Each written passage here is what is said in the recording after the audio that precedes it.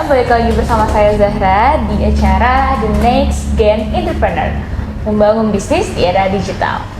Hari ini kita kedatangan bintang tamu yang amat sangat flow banget nih, karena lumayan pasti bisnis ini sangat besar. Itu kita akan membahas bisnis di bidang logistik nih. Mungkin kita sekarang boleh kenalan dulu. Halo Ibu, kalau boleh perkenalkan diri, namanya siapa? Nama saya Hesti Darmayanti. Saya kebetulan owner dari Safira Jaya Transindo, salah satu perusahaan logistik di Jakarta. Oke, berarti dengan Ibu Hesti ya. Dan kalau boleh tahu nih Bu, tadi kan Ibu bilang kalau misalkan Ibu adalah salah satu owner dari namanya Safira Jaya Trans Logistik. Nah, itu kalau boleh tahu bagaimana sih awal membangun sebuah bisnis di bidang logistik ini? Jadi bisnis ini udah saya mulai dari kurang lebih sekitar hampir 15 tahun yang lalu. Ketika itu kebetulan bisnis kita juga sebenarnya berawal dari jual beli unit dan alat berat, yang akhirnya kita beralih ke dunia logistik atau pengangkutan barang seperti itu. Oke, berarti itu udah lumayan lama, berarti 15 tahun. Kalau boleh tahu nih, bukan di logistik itu banyak banget nih bidang-bidangnya, kayak mungkin orang kan kalau mau ngirim barang itu bisa lewat udara, bisa lewat juga darat dan laut gitu. Nah, kalau dari Safira Jaya Trans Logistik ini, itu tuh lebih ke bidang logistik yang di darat, laut ataupun udara.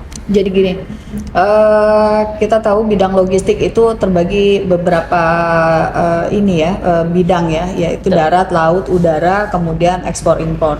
Mengingat apalagi negara kita adalah negara kepulauan, jadi skema pengiriman barang pasti akan saling keterkaitan satu dan lainnya gitu.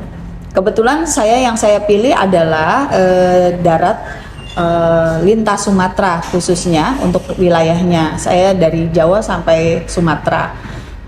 Itu pun skemanya ya tetap kompilasi ya dari baik darat, laut maupun yang lainnya. Biasanya kan terhubung semuanya. Kayak gitu. Berarti walaupun Ibu sendiri khususnya di darat nih, tapi tetap kompilasi juga ya dengan logistik yang ada di di lautan, karena kan lintas Sumatera. Ya, seperti itu. Karena logistik itu tidak bisa berdiri sendiri-sendiri. Tetap harus untuk udara juga awalnya juga pengirimannya pasti pakai darat dulu, baru naik pesawat dan terkirim. Atau misalnya mau lewat laut juga tetap harus ada daratnya, atau dooringnya turunnya nanti dari kapal juga tetap harus pakai darat.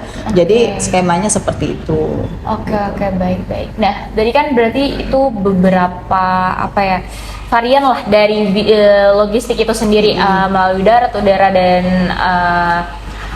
daratan gitu kan. Nah, kalau boleh tahu nih Bu, kalau di bidang logistik itu sebenarnya ada lagi nggak sih yang beda-beda gitu? Mungkin dari kan kita mungkin banyak tahu logistik tuh kayak ya udah pengiriman paket yang kayak satu perusahaan bisa pengiriman paket yang bisa setiap hari kah, atau apakah ada dari logistik itu sendiri by project kah, atau bagaimana? Ya, kebetulan Safira Jaya Transindo ini adalah tracking darat lintas Sumatera khusus untuk project. Jadi terbagi lagi skemanya, itu ada yang khusus maupun project maupun retail gitu, seperti itu. Jadi kalau saya lebih yang bawa-bawa barang projectnya seperti apa? Misalnya sebagai contoh adalah pengiriman alat berat, konstruksi dan lain-lain kayak gitu. Jadi klasifikasinya lebih heavy lift. Tapi ada juga yang bentuknya LCL atau LTL, itu jenis-jenisnya lagi ya. Kalau gampangnya seperti Tiki, JNE dan lain-lain, itu ada yang seperti itu. Oke, berarti itu ada yang by project ataupun kayak satu kesatuan retail, gitu ya. Seperti retail. Oke. Biasanya kalau by project itu berarti lumayan besar tuh Bu, kayak mungkin dari alat-alat berat gitu. Itu biasanya ada per periode gitu nggak sih, per project kayak gitu, atau bagaimana? Sebenarnya kebutuhan kenapa di lintas Sumatera itu karena kita tahu sendiri di Sumatera itu banyak sekali eh, pertambangan ya, itu udah otomatis pastinya banyak kebutuhan untuk pengiriman proyek-proyek dari Jakarta pastinya karena sentralnya memang di Jakarta kayak gitu, Mbak. Oke, baik. Nah, kalau dari tadi kan udah diceritain ini bagaimana dari perbedaan bidang-bidang logistik, di logistik dari ada tadi retail, ada project juga pengirimannya juga berbeda-beda gitu kan. Pastinya tuh setiap pengiriman yang berbeda-beda itu pasti punya tantangan kan, Bu. Nah, bagaimana sih tantangannya nih di logistik darat sendiri gitu? Jadi kalau untuk Sumatera sendiri itu sudah bukan rahasia umum lagi ya, karena karakter biasanya banyak yang dipengaruhi dengan karakter kultur dan budaya. Bisa jadi karena kalau di Sumatera itu kan orangnya agak keras atau bagaimana seperti itu. Jadi itu juga mempengaruhi. Tetapi kalau tantangan seperti itu, insya Allah masih bisa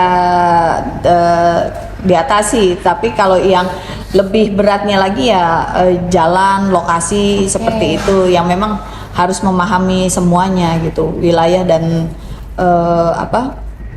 untuk tempat-tempat yang tertentu gitu.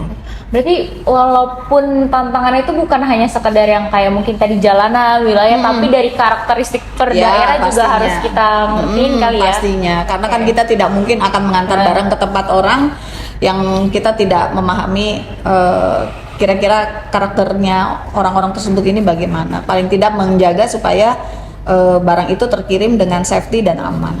Oke, baik. Dah, ini pasti banyak banget nih buat mungkin teman-teman yang ada di rumah maupun dimanapun yang lagi nonton talk show kali ini.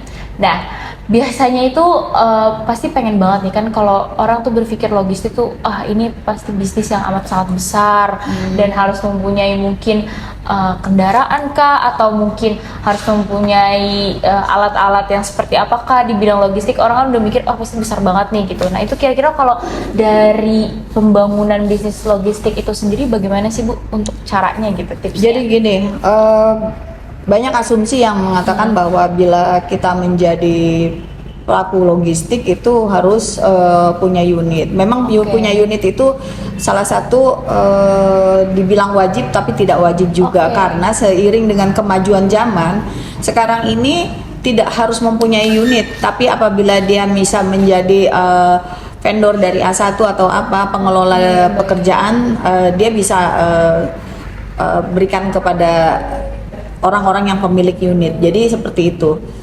Karena zaman semakin maju. Kalau dulu pemain logistik itu memang harus wajib punya unit, tapi kalau sekarang tidak. Jadi ada pendelegasian ya, bisa gitu. Eksekutornya siapa, yang pemegang pekerjaan siapa, seperti itu. Lebih kayak gitu. Berarti jadi walaupun dia punya bisnis logistik itu sendiri, dia mungkin delegasi ke bisnis yang lainnya lagi gitu ya. Ya, jadi saling kerjasama gitu, saling kolaborasi pastinya. Oke, baik. Nah, mungkin buat teman-teman yang pengen banget terjun di dunia bisnis logistik itu bisa jadi salah satu contoh gitu ya. Oke, baik. Nah, kalau tadi kan Ibu bilang sendiri sekarang tuh teknologi dan zaman tuh sudah semakin maju gitu kan, semakin banyak lah hal-hal yang dari teknologi itu bisa kita pakai di semua bidang lah sekarang lah ya gitu kan. Nah, kalau dari Ibu sendiri, menurut Ibu bagaimana sih perkembangan teknologi ini khususnya di bidang logistik, apakah sangat amat membantu kah atau bagaimana? Pastinya ya, saya menjalani dari 15 tahun yang lalu hingga sekarang itu sudah banyak perbedaan. Sebagai contoh adalah di 15 tahun yang lalu kita belum tahu tuh yang namanya GPS. Tapi sekarang GPS itu sudah berkembang. Betul. Jadi informasi apapun itu bagi kita si pemilik mobil itu bisa memantau. Itu yang pertama. Yang kedua itu maps ya. Sekarang maps itu semua, jadi ada wilayah-wilayah yang tidak bisa terdetek, tapi akhirnya dengan maps bisa lebih informasinya lebih cepat dan tidak jadi penghalang bagi driver ya untuk bisa sampai ke lokasi. Belum lagi dengan berbagai bermunculannya aplikasi atau platform-platform yang bisa membantu para pelaku logistik. Intinya seperti itu. Oke, berarti itu dengan adanya mungkin Maps, betul sih, itu salah satu hal yang sangat amat berguna ya di bidang logistik itu sendiri. Oke. Nah, terus tadi kan berarti kan teknologi di saat ini tuh karena udah semakin maju juga itu sangat mempengaruhi khususnya di bidang logistik juga gitu. Nah, kalau misalkan di bidang logistik ini apakah sangat mempengaruhi di bidang bisnis di Indonesia gitu? Pastinya, karena salah satu bisnis yang tidak pernah runtuh itu adalah logistik. Oke, baik. Apalagi mengingat geografisnya negara kita Indonesia ini, otomatis itu adalah salah satu cara pendistribusian dari satu wilayah ke wilayah lainnya. Baik kita bicara dari segi pangan ataupun yang lainnya, karena sangat bergantung dari bisnis logistik. Walaupun bisnis logistik itu tidak terlalu nampak dibanding bisnis industrial yang lainnya, tetapi sangat fungsional kalau di dalam dunia bisnis. Bisa memproduksi suatu barang tetapi tidak bisa mendistribusikan, itu juga bisa menjadi sesuatu penghalang. Makanya bisnis logistik ini adalah bisnis yang kemungkinan tidak akan pernah mati, karena disitulah letaknya untuk pendistribusian semua barang-barang. Intinya seperti itu. Karena bisnis logistik itu salah satu utamanya akomodasi lah ya. Pastinya. Dari semua bisnis, mau bisnis dari pangan kah atau bisnis dari project alat berat, itu kan butuh yang namanya akomodasi untuk sampai ke tempat gitu. Oke, baik-baik. Betul banget sih, bisnis logistik tuh bisnis yang amat sangat utama lah di bidang semua bisnisnya gitu. Nah, kalau misalkan tadi kan udah dilihat nih bahwa bisnis logistik ini sangat mempengaruhi bisnis di Indonesia juga, terus juga bisnis logistik ini juga sangat dipengaruhi juga dengan teknologi-teknologi yang ada saat ini gitu kan.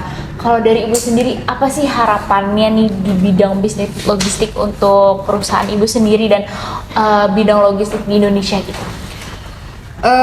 Yang jadi permasalahan sekarang di beberapa kementerian juga memang isu untuk biaya logistik di Indonesia terlalu tinggi. Kemudian kita berusaha untuk bagaimana caranya bisa menekan cost dari biaya logistik yang tinggi, walaupun mengingat area di Indonesia juga tidak bisa disamakan dengan negara-negara lain, terutama yang di Asia Tenggara, karena terlalu kalau dibilang terlalu beragam gitu akomodasi yang harus dipenuhi.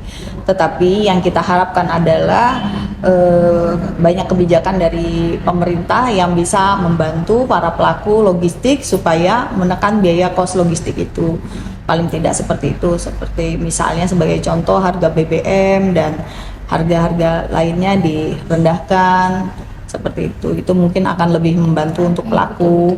Paling tidak jadi semua pelaku pun bisa mengembangkan bisnisnya dengan lebih baik lagi, intinya seperti itu. Oke, berarti kebijakan pemerintah itu juga sangat amat berperan penting ya. Apalagi betul tadi BBM juga salah satu pasti alat lah untuk logistik itu berjalan gitu ya, betul. Kalau misalkan untuk dari sisi bisnis Ibu sendiri, untuk Safira Jaya Logistik ini, apa sih Bu harapannya untuk kedepannya?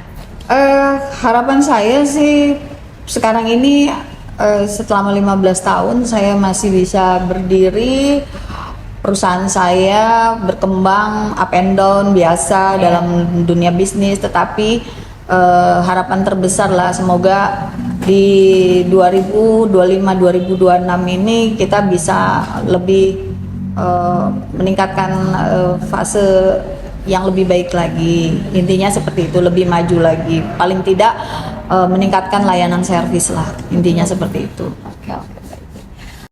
Mungkin buat teman-teman yang kepo-kepo mungkin bisa langsung pelajari nih bagaimana bidang logistik itu sendiri gitu kan. Mungkin bisa kepo-kepo dengan sosial medianya Ibu Hesti. Siapa tahu mau tanya-tanya gitu. Oke, terima kasih banyak Ibu Hesti. Sama-sama. Semoga bisnisnya selalu lancar. Amin. Oke. Sampai jumpa kembali teman-teman di talk show kita di next talk show berikutnya yang mungkin kita akan membahas bisnis di bidang lainnya. Oke, sampai jumpa kembali dan sampai jumpa.